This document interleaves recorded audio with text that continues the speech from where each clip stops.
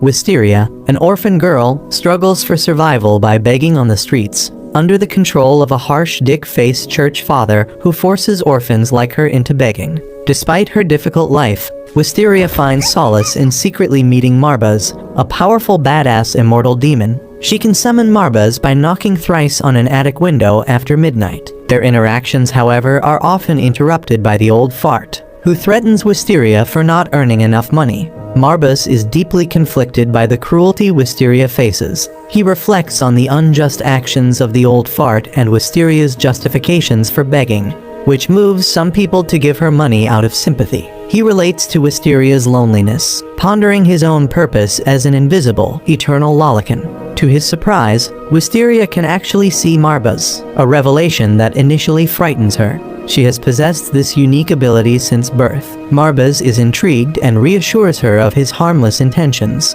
providing her an escape from her harsh reality through his stories. Despite warnings that his bedtime stories might lead to trouble for her, Wisteria insists on listening to them, finding joy and a break from her dismal life in them. Marbaz shares a story about watching Shakespeare's plays in London, although he personally finds them unimpressive. This leads to a conversation where Wisteria playfully teases Marbaz about his understanding of human emotions and his ability to transform into a human temporarily. Meanwhile, a demon hunter named Snow, along with his colleague Takenami, engages in a tough battle with a demon, underscoring the constant threat posed by demons in their world. The old man reveals his sinister intentions to sell Wisteria, like he has done with other orphans, to an aristocrat. This news devastates Wisteria, reminding her of her brother who was taken away under similar circumstances. She desperately asks Marbaz to help her escape, but he explains the limitations imposed on demons, which prevent him from intervening directly without a trade-off. Wisteria, understanding the rules binding demons, offers her soul to Marbaz in exchange for her freedom, especially since she has lost her brother, the only person important to her.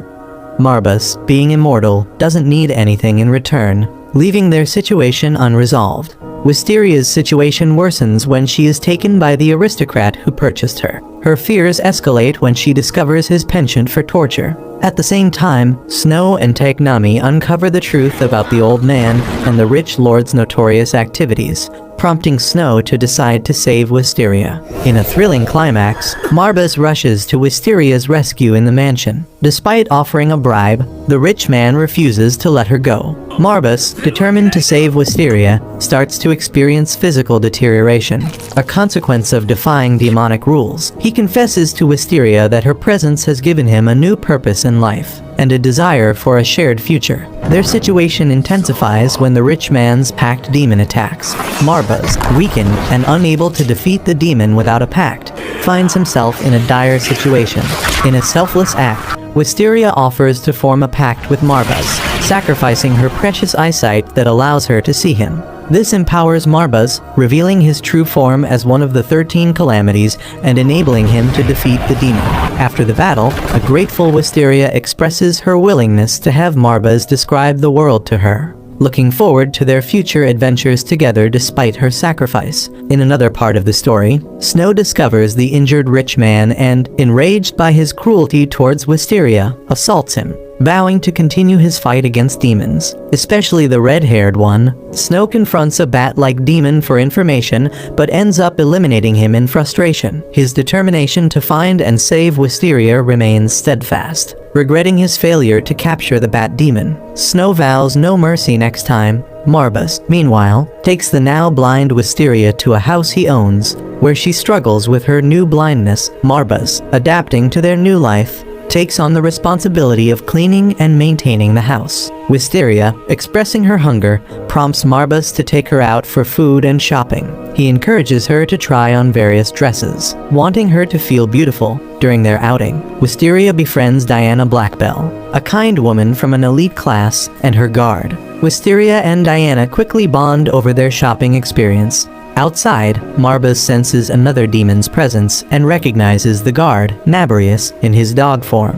The story provides a glimpse into Nabrius' background as part of the 13 Calamities and his role as the watchdog of the Netherworld. After shopping, Wisteria and Diana wrap up their time together. with Diana expressing her wish to see Wisteria again. Marbus then takes Wisteria to a fancy restaurant, where he assists her with eating and introduces her to new experiences, such as tasting seasonal vegetable soup. Snow, still searching for his sister, encounters a girl resembling Wisteria, but is disappointed to find it's not her. Wisteria, meanwhile, feels emotional while dining with Marbus, grateful for his companionship, which reminds her of the meals shared with her brother. Marbus, still in his human form, contemplates the danger posed by a loose demon, attracting Snow's attention. Snow, suspecting Marbus' motives, confronts him in a restaurant. Marbus, revealing his demon form, suggests Snow meet him in a forest if he wishes to see Wisteria. The confrontation amuses Marbus, who recalls Wisteria's desire to stay with him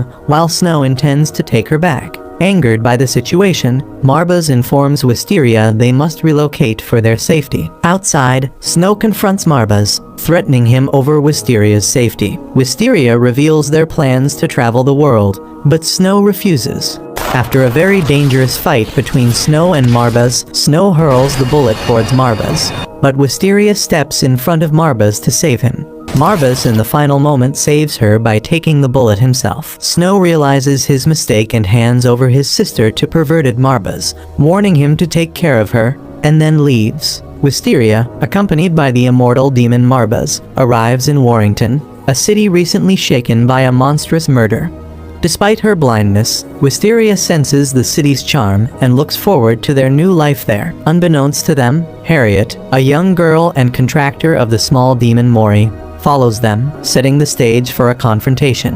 Marbus encounters Harriet and Mori, surprised that Mori's master is a girl, not a man. He disciplines Mori for threatening Wisteria, revealing their pact. Marbus then strikes a deal with Harriet to save Mori. She must feed Wisteria and pay their restaurant bill, teasing Wisteria about her appetite. Harriet faces difficulty ordering food due to her reputation as a thief.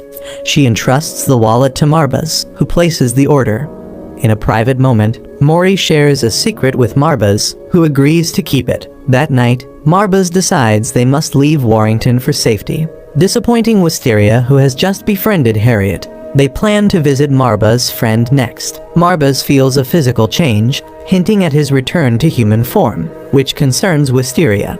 She suggests delaying their departure and downplays her hunger, showing her resilience. Harriet visits them the next day, revealing Mori convinced her to come, hinting at a deeper bond. Marbus, ready to leave with Wisteria, dismisses further conversation. However, Wisteria's hunger leads Harriet to suggest they eat. Despite their financial constraints, Wisteria enjoys time with Harriet and Mori, sharing her experiences in a rare outing without Marbus. A flashback shows Marbus warning Harriet and Mori about Wisteria's safety, symbolized by tying his hair to Wisteria's finger. Harriet and Mori take Wisteria to various places, including a museum and a park, where she enjoys the floral scents and their company. The mood shifts at the river, a murder site, making Wisteria concerned about Marbus' reaction. Harriet reveals her backstory of resorting to theft after her parents' deaths and forming a pact with Mori. Wisteria reflects on her own life's parallels with Harriet's, recognizing Marbus' role in rescuing her. Harriet's reluctance to leave Wisteria behind, despite Mori's suggestion, shows her fear of Marbus. A monster emerges from the river, targeting Wisteria.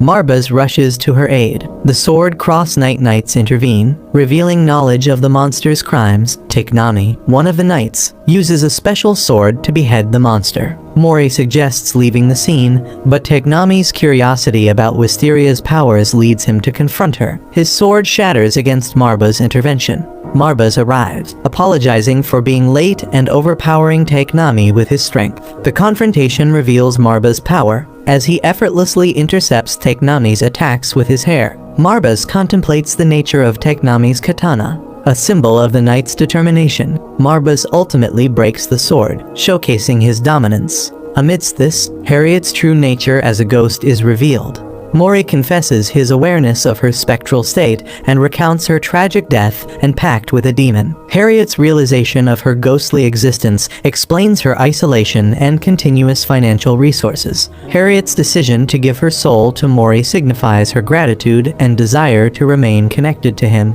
As she disappears, leaving only her hat behind, Mori is left with memories of their deep bond. Wisteria, moved by their story, relates to their bond with Marbas. He assures her of his strength, contrasting their situation with Harriet.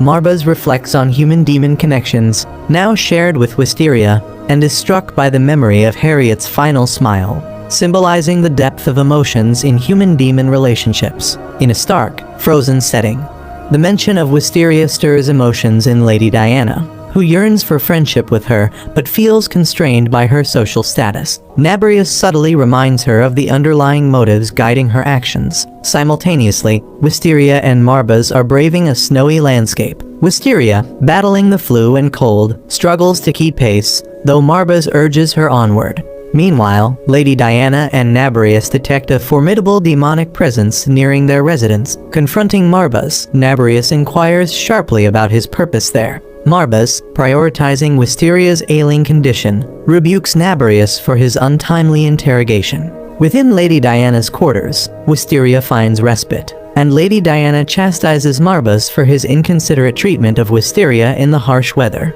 Nabrius, seizing the opportunity, mocks Marbas for his predicament and jabs at his newfound role as a caretaker. Despite Marbas' visible irritation and threats, Nabrius' taunts persist. Lady Diana, sensing the brewing conflict, requests their departure to ensure Wisteria's peaceful rest. Outside the room, the tension between Nabrius and Marbas escalates, almost leading to a confrontation. Observing a recovering Wisteria, Lady Diana ponders over Marbas' pact with her. In a contemplative state, Marbas reflects on human fragility, while Nabrius offers unsolicited advice on understanding human nature, advice that Marbas swiftly dismisses. Nabrius expresses surprise at Marbas' demeanor. Elsewhere, Snow rejoins the Night Order, discovering that a significant mission involving Lady Diana's house is underway, as decreed by royal command. Notably, even the commander partakes in this crucial mission, focusing on confronting a formidable demon. In the morning, Wisteria wakes up feeling cheerful and shares her feelings with Lady Diana, who gently tends to her with a silk handkerchief. Lady Diana, though pleased to meet Wisteria, realizes it's time for them to leave for their safety. Curious, Wisteria inquires why. Lady Diana reveals her family's ancient pact with a demon, granting their heirs the ability to see demons, a trait used by royal officials in court service. The Black Bell family, renowned for hunting demons and alerting officials with a bell, has established a notable reputation. Lady Diana believes her family is fulfilling its duty. With her brother now unable to see demons, the Black Bell name has suffered, allowing the Sword Cross Knights to capitalize. Wisteria contemplates disclosing her brother's affiliation with the Sword Cross Knights to Lady Diana, but is dissuaded by Marbas, concerned for her safety. During the night, Marbas visits Wisteria, apologizing for exposing her to the harsh elements and expressing his willingness to support her. Wisteria shares her worries about Lady Diana, who stands in opposition to the Sword Cross Knights, putting her and Wisteria's brother at odds. Nabrius, listening in, commends Wisteria's insight and stresses the urgency of their departure due to the impending threat from the Sword Cross Knights. Simultaneously, Lady Diana bravely faces Lord Stanley and his subordinates, who have assaulted her palace. Although intimidated, she greets them defiantly. Lord Stanley views her as a foe, but his assault is swiftly countered by Nabrius, who forcefully ejects him through a window. Marbas, leaving with Wisteria, notices her concern for Lady Diana. Nabrius successfully repels the attackers, but Lady Diana stops him from killing Lord Stanley. However, Wisteria senses a dreadful development when lightning swords target Lady Diana. Wisteria shares her fears with Marbas, but he seems dismissive. Suddenly, Nabrius is wounded, his blood alarming Lady Diana. The commander mockingly thinks Nabrius is dead and challenges Lady Diana. Defiant, she encourages Nabrius to rise, emphasizing the fight's significance for their family's future. Nabrius, resilient to death, stands ready to counterattack. He seriously wounds the commander, revealing his non-human nature, which astounds Lady Diana. The battle intensifies, with the commander inflicting grave injuries on Nabrius. Marbas intervenes, aiding Nabrius and instructing Wisteria to stay concealed. The commander, stunned by Marbas' arrival, realizes he's facing a powerful demon. Marbas reprimands Nabrius for struggling against a human, while Nabrius, irritated, strikes Marbas in frustration. Recognizing Marbas as a significant threat, The commander shifts focus towards him.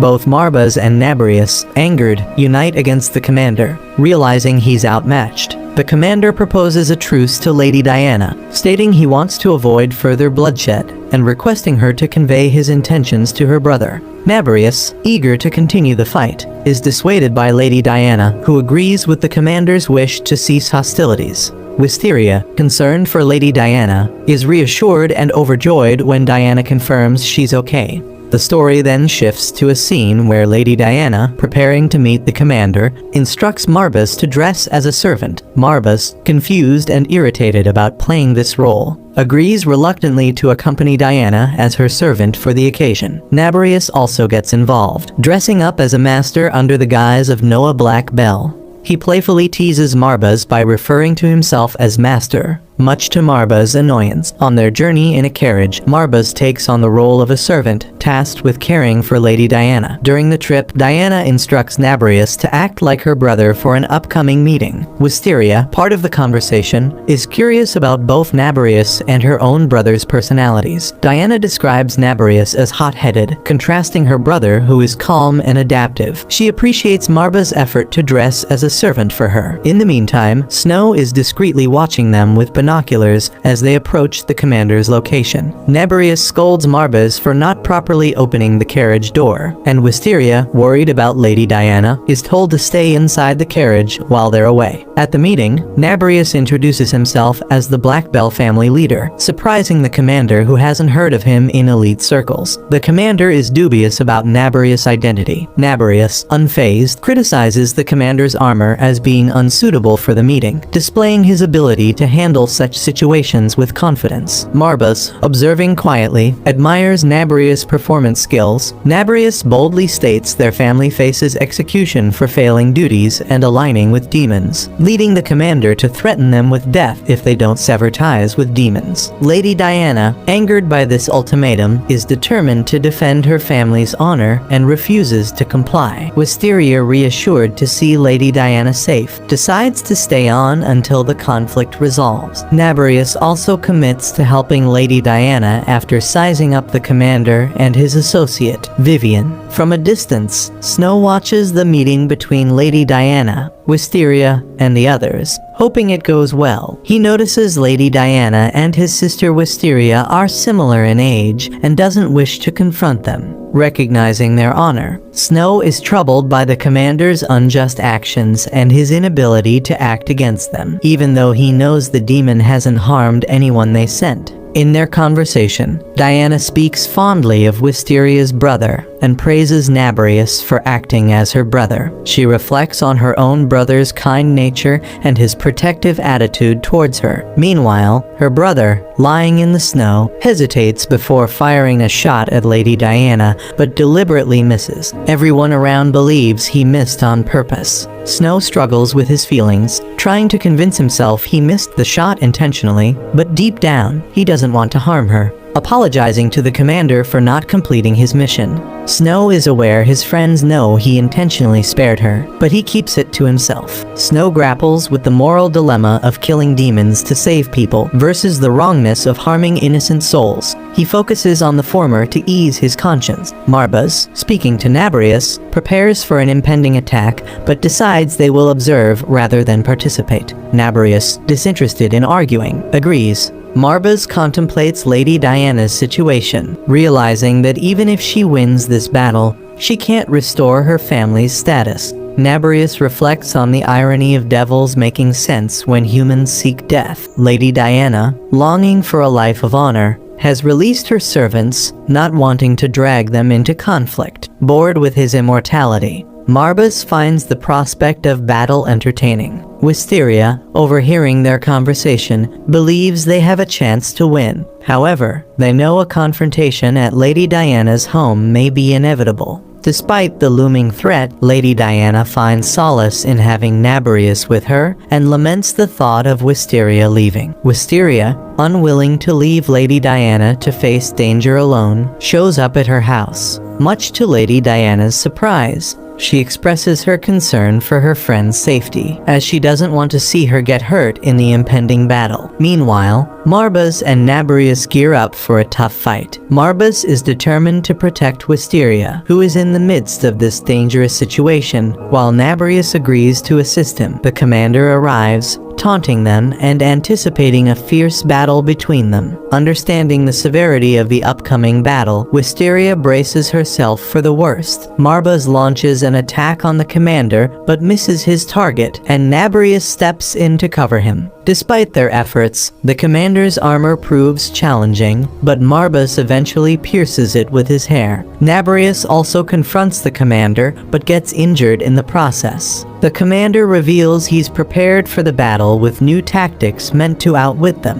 When he tries to attack Marbas, at a signal from the commander, his allies open a box, unleashing an enraged girl who's frustrated from being caged. She's already caused harm to some of the commander's troops, adding chaos to the scene. Nabarius recognizes the girl as one of the infamous 13 calamities of the wasteland, who harbors a deep hatred for them. She launches an assault on Wisteria and Lady Diana. Marbas quickly forms a protective shield using his hair, while Nabarius employs his iron nails to fend off the commander's attacks. The situation intensifies as they all brace themselves for the escalating conflict. In a tense moment, Marbas confronts the girl who's been attacking them. She admits that the commander forced her into a pact through torture and expresses her contempt for demons working with humans by throwing a feather at them. Lady Diana bravely intercepts the feather attack, revealing that her family has a history of making deals with demons, and Nabarius is not the first. The girl, understanding her defensive magic can't be used again, realizes her vulnerability, but keeps it a secret from her enemies. Meanwhile, the commander, impressed by her resilience, sets his own house ablaze, a place filled with the girl's cherished memories. Wisteria steps in to console Lady Diana, reminding her of the importance of these memories, regardless of whether she can see them. This emotional support helps Lady Diana regain her focus on the ongoing battle, earning the commander's respect as he acknowledges her worthiness. In a dramatic turn, the commander attempts to kill Lady Diana, even though he has orders to spare her. A hidden assailant shoots at her, and the bullet hits its mark. This event triggers Lady Diana's painful memories of her family being targeted by the sword cross and the moment she formed a pact with Nabarius to survive. She remembers the sorrowful final supper with her family and her mother's advice to distance herself from the family name for safety. Despite her grief and the burden of her family's legacy, Lady Diana remains steadfast in her goal to restore their honor. She cherishes her time with Nabarius and implores him to remember her and the home they shared. Wisteria, witnessing her friend's sorrow, is deeply affected by the loss. The commander declares that with the pact's end, Nabarius no longer needs to fight. In a bold move, Nabarius decides to remove his collar, a restraint that hides his true demonic form. Marbas, worried about the consequences, tries to dissuade him. The green bird, observing this, questions the wisdom of such a risky decision, highlighting the gravity of a demon taking such a drastic step. Nabarius, after removing his collar, transforms into a gigantic dog, ready to unleash his fury. This transformation alarms everyone, as Nabarius becomes an unstoppable force, capable of causing widespread destruction. His newfound form represents a geological calamity, showcasing his immense power. Wisteria informs Marbas that she can still hear Lady Diana's heartbeat, hinting at the possibility of her survival. Marbas theorizes that if Lady Diana is indeed alive, their pact might still be active, which could be crucial in halting Nabarius' rampage. The commander's subordinates, witnessing Nabarius' overwhelming power, decide to flee in fear. Marbas, observing Nabarius' formidable form, recalls the last time he saw him in such a state. To everyone's surprise, the commander, who was presumed dead, reappears, suggesting that Lady Diana's consciousness could be key to stopping the chaos. He proposes that she be taken to his people for medical attention, raising concerns among those present. Marbas understands that to subdue Nabarius, a forceful and strategic attack is required to break his uncontrollable fury. However, Wisteria is unsure of how to orchestrate such an attack. Marbaz explains that given Nabarius' immense power, only an equally powerful strike can render him unconscious. He contemplates transforming into his demon form, but without Wisteria's guidance, he too risks losing control. Determined to contribute and control Marbaz, Wisteria agrees to harness some of his power. She removes a ring from his tail, enduring the intense heat it emits. Recalling Marbaz's words about her being the key, she realizes their bond is what enables a deeper connection. Using her mental visualization, she focuses on a flame, choosing to pursue it as a guide. Resolved to both assist and seek protection, Wisteria and Marbaz prepare to face Nabarius together. In his demon form, Marbaz reassures Wisteria of his trust in her, and they brace themselves for the confrontation. As they engage Nabarius, he skillfully dodges their attacks.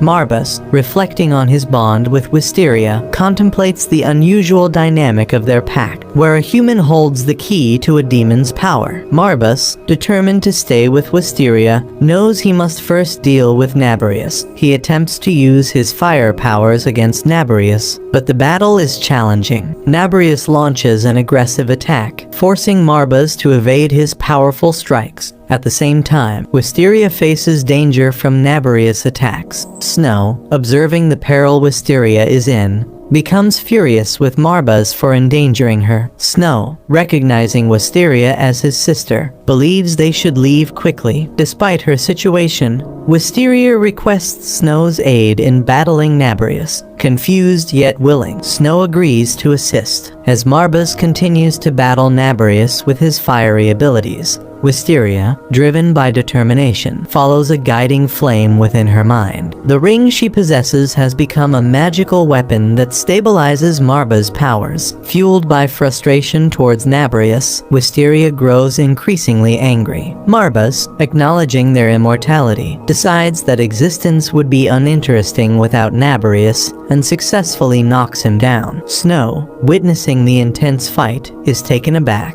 Even after a powerful strike, Nabarius manages to get back up, prompting Snow and Wisteria to consider escaping. Wisteria informs Marbaz of Nabarius' surprising restraint. Despite his condition, Marbaz is puzzled, expecting Nabarius to be on a destructive rampage. Wisteria suggests Nabarius' inaction might be linked to his connection with Lady Diana, a theory Marbaz doubts. Amid their confrontation, Marbaz skillfully evades Nabarius' attacks. Wisteria, hearing Nabarius' voice filled with sadness, grows concerned for Lady Diana, who is also able to hear him. Lady Diana fondly recalls memories of Nabarius, particularly his habit of having a book on his face, and she notes his perpetual boredom. Reflecting on Nabarius' role as a guard dog, Lady Diana realizes that such a life never truly suited him. Despite his loyalty, she decides it's time for them to venture outside, breaking away from the confines of their usual routine. As the situation intensifies, Wisteria's condition worsens, causing Snow to become increasingly worried. At the same time, Marbaz engages in a fierce battle with Nabarius at home. Lady Diana arrives at the scene, apologizing for the chaos caused by Nabarius. She explains that momentarily losing sight of him led to his uncontrollable growth. However, once she summoned Nabarius to aid her, his demeanor calmed upon realizing she was safe. Reunited with Lady Diana, Wisteria seeks guidance on how to help.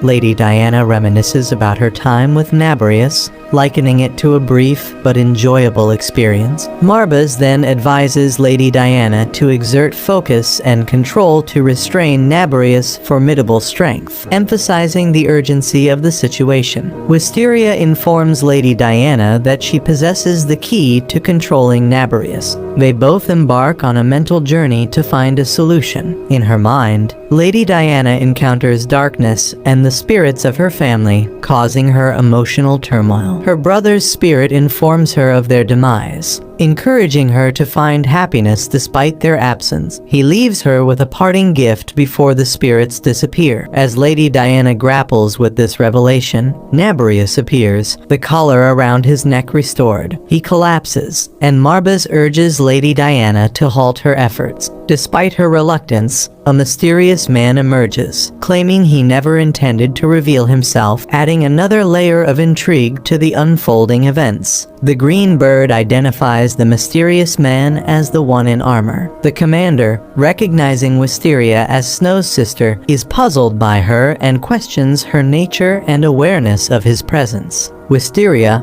aware of the commander's long-standing involvement with the organization, wonders about his identity. The commander, surprised by Wisteria's intuitive perception, urges her to uncover his true identity. The commander shares his backstory, revealing he's human but gained extraordinary power from a three-eyed demon. His wish to be the strongest granted him eternal youth and an ever-increasing strength through battle. Marbas is skeptical, finding it hard to believe someone could attain such limitless power without a significant cost. Naberius, content with his immortality, remarks that if he doesn't die, he'll continue fighting. Despite his extraordinary abilities, the commander expresses a human side, showing concern for his knights whom he has painstakingly trained. He is unwilling to see them harmed. Lady Diana orders Naberius to halt their destructive path, causing the key controlling him to disappear from Wisteria's grasp, leaving Diana weakened and unable to stand. The commander plans to inform the Queen of Lady Diana's supposed death to advocate for the restoration of the Black Bell family's honor. Their success in halting a demon's rampage, albeit with the aid of another demon, is his rationale. He acknowledges the formidable soul strength of Lady Diana and Wisteria, which empowers them to control mighty demons. However, he issues a warning. If they challenge humans again, they will face defeat. The commander's final reminder is stark. Ultimately, in the age-old conflict between humans and demons,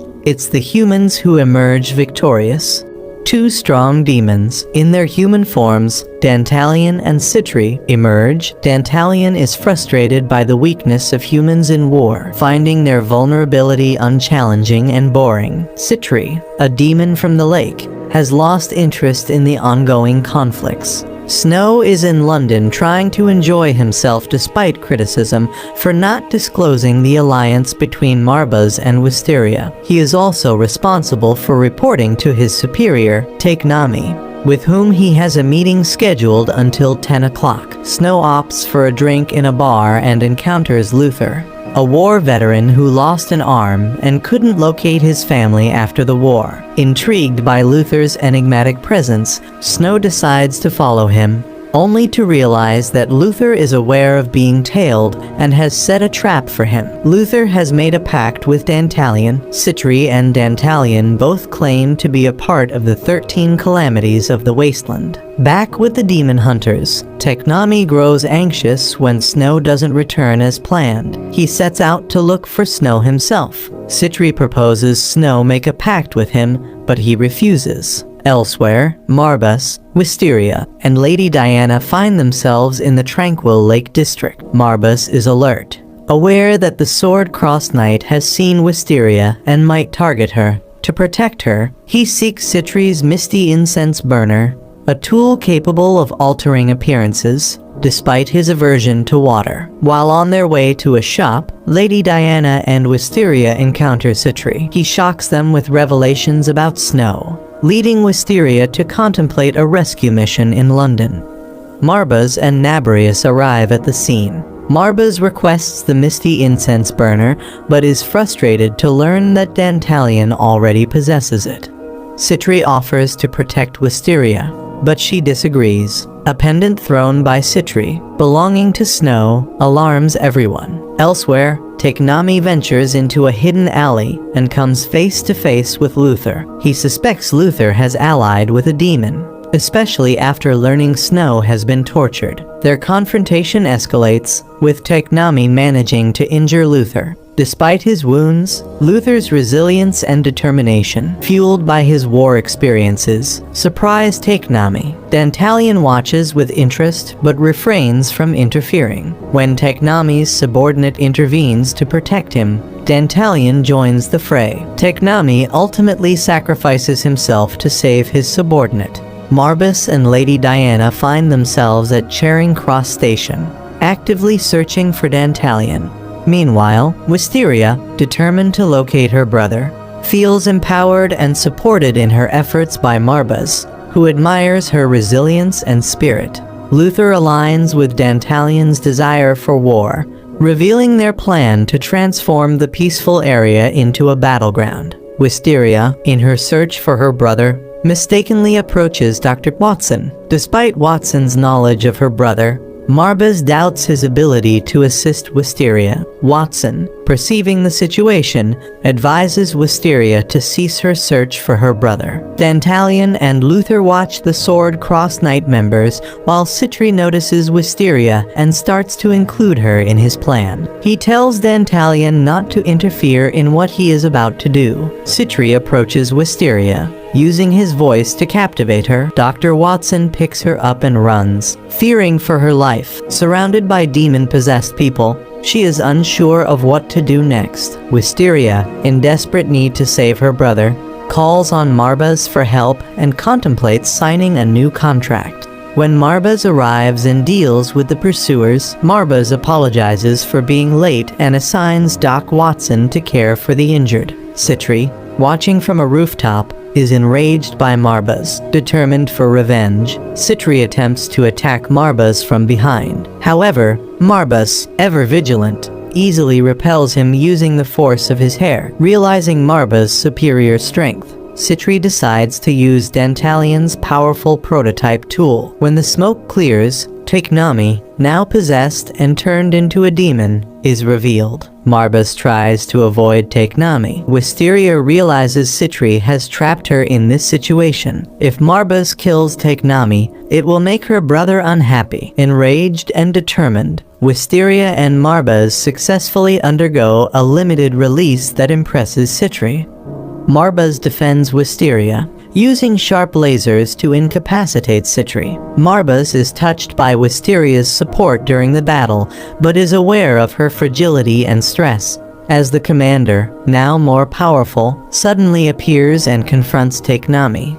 He teaches him a lesson about being controlled by demons. The commander beats Citri severely, and is about to kill him when Dantalion intervenes, creating a smokescreen to extricate Citri. Despite their defeat, Luther surprises them by transforming Snow into a demon. Adding to the chaos, Marbus, seemingly weakened, becomes enraged upon seeing Wisteria's plight. The scene shifts to a fight with Marbus, where his opponents underestimate him, not realizing the extent of his dark, powerful side. In a dramatic turn of events, Marbus, running low on stamina, decides to use his limited release, transforming into the Beast of Flame. His transformation into a powerful demon, like an erupting volcano, shocks Citri and Dantalion, who are expecting his downfall. Marbus becomes a formidable force, unwilling to let Wisteria rest as she needs to awaken him. He fondly recalls their time spent in the church, launching a massive fireball at his enemies, creating a huge dent in the ground. Marbus doesn't wish to kill his adversaries. Instead, he desires to live peacefully with Wisteria. However, he must first defend Wisteria's brother, who has been captured by an evil demon. Marbus criticizes others for failing to understand the devotion behind Wisteria's actions.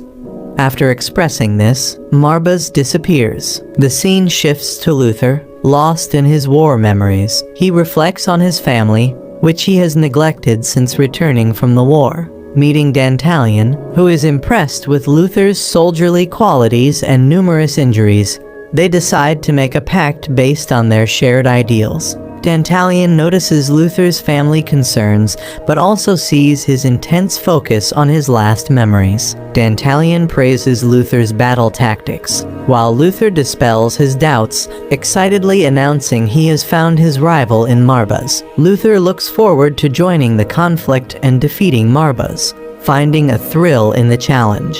Meanwhile, Wisteria wakes up in the church, recalling her lonely past there. Marbaz, who visits her, is the source of her soul's happiness. She is grateful to him for helping her make friends and insists that Marbaz is not to blame for her misfortune. Instead, he brings her joy. She feels responsible for Marbaz's injuries as he always gets hurt trying to help her. Marbaz, perceiving Snow as arrogant, initially dismisses the possibility of friendship with Wisteria. However, Wisteria helps him understand the importance of family. Palms and Doc Watson, friends of Snow, arrive and inform Wisteria that Snow is deeply concerned about her. They decide to help them find Snow, taking on the responsibility of updating Wisteria about her brother. Holmes, aware of Marbaz's presence and watching them, offers to reveal Dantalian's location. Marbaz appears, eager to find Snow for Wisteria's sake. Holmes explains his dual motives for helping. He is Snow's friend and wants to end the demon possession incident in London.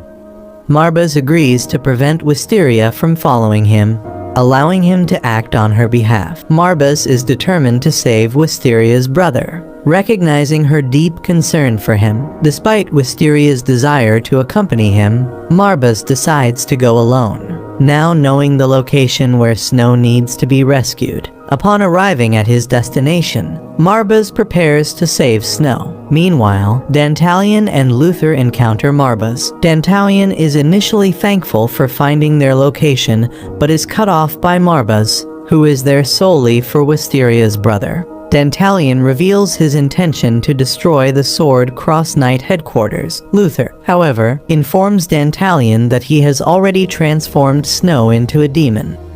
Marbaz, deeply considering Wisteria's feelings, knows she will be upset about the situation. But Marbaz is distressed, unwilling to see Wisteria in pain, and eager for vengeance. Dantalian is puzzled by Marbaz's anger, expecting him to be happy about defeating their enemy.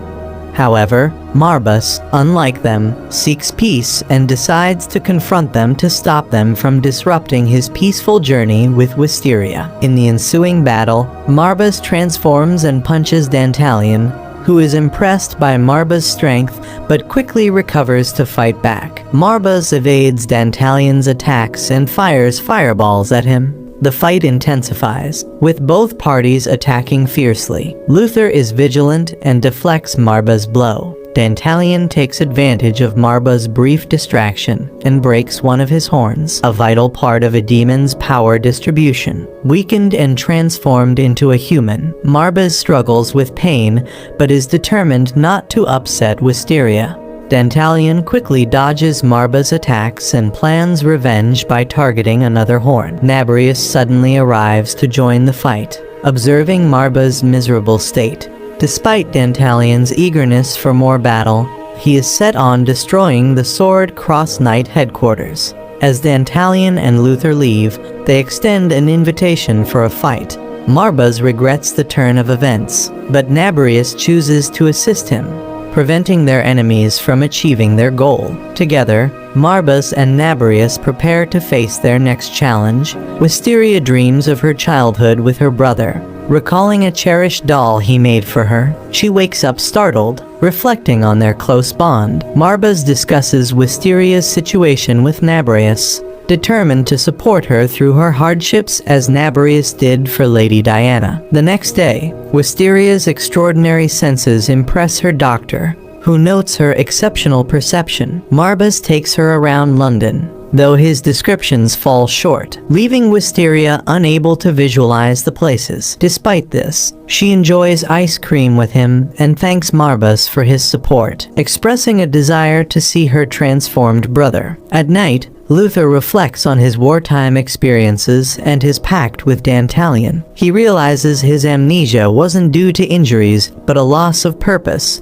and he no longer cares about past desires, focusing instead on the chaos he enjoys with Dantalion. Meanwhile, Marbas, Wisteria, and Lady Diana are in the Lake District, where Marbas seeks Citri's misty incense to protect Wisteria. However, their peaceful time is interrupted when Luther, transformed due to demon powers, appears with Dantalion, ready to engage in a fierce battle. The commander arrives at the scene, revealing his immense power and unwavering determination. Despite numerous attacks, he stands unscathed, impressing the deputy and joining their organization. The deputy, a formidable demon hunter, is ready to face off against Dantalion and Luther, demonstrating her lifetime commitment to fighting demons. Luther is at his limit, but urges Dantalion to not stop. Dantalion decides to withdraw with his contractor, calling the battle a draw. In the headquarters, the deputy commander gives a motivational speech to her subordinates to prepare them for the battle to come. Soon, Dantalion, Luther, and a demon Takenami reach the headquarters along with an army of mid-range demons. Elsewhere, Marbas, Wisteria,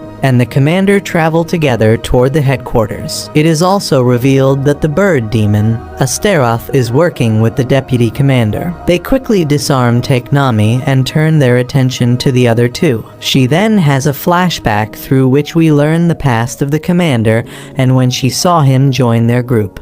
Dantalion undergoes a limited release and makes quick work of the deputy commander and bird demon ladies. In a surprising turn of events, Takenami has regained consciousness and human memories and intervenes in the fight. Astaroth quickly picks Takenami up and flies away. Deputy Commander, in a glorious moment, decides to sacrifice herself in an attempt to stop the villain duo from spreading any more pain. The commander tries to reach her in time, but unfortunately fails to do so. Marbas and Wisteria are confronted by Citri, who has brought a demonized Snow along with him. He claims that Snow is now his contractor, and to do that he had to thoroughly brainwash him. He turns into his demon form and sends Wisteria in a limbo that seems to be in her mind. She is able to see here. Citri arrives there and tells her that she is trapped and will keep respawning after she meets her end in this illusory world. Outside,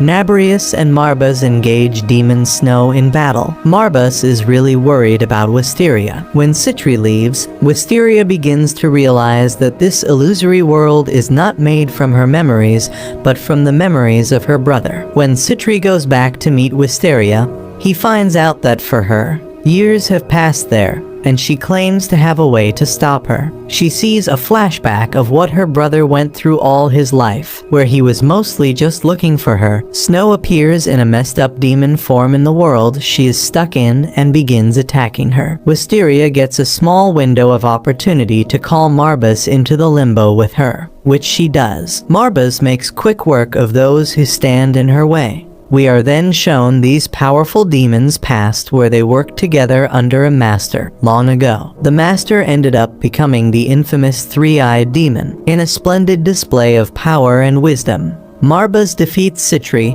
and the latter decides to go home and sleep. Marbas and Wisteria then return to the real world, and are glad that they came out unharmed. Dantalion and Luther now face Marbas, Wisteria, and Snow. Dantalion immediately undergoes limited release and Marbas is quick to follow suit. A fierce battle ensues. As Marbas takes on Dantalion, Snow fights Luther to guard his sister from him. Marbas attacks with his special attack, Hell Lance, which shows signs of promising damage. Snow tried to talk sense into Luther, which enrages the former soldier. Luther decides it's time for a full release and Dantalion agrees. A limited release Marbas is not enough to defeat a fully released Dantalion, but Nabarius arrives just in time. also activating his limited release. He proceeds to attack Dantalion while Marbas charges up his ultimate attack. Asteroth and the commander join in to help out as well. Snow strikes Luther and destabilizes Dantalion's power. Marbas releases a stupendous Hell Lance that finally does the job. Dantalion passes away and Luther ends up losing his memories of the battle that occurred. In the aftermath, Marbas and Wisteria are finally able to travel the way they wanted and are joined by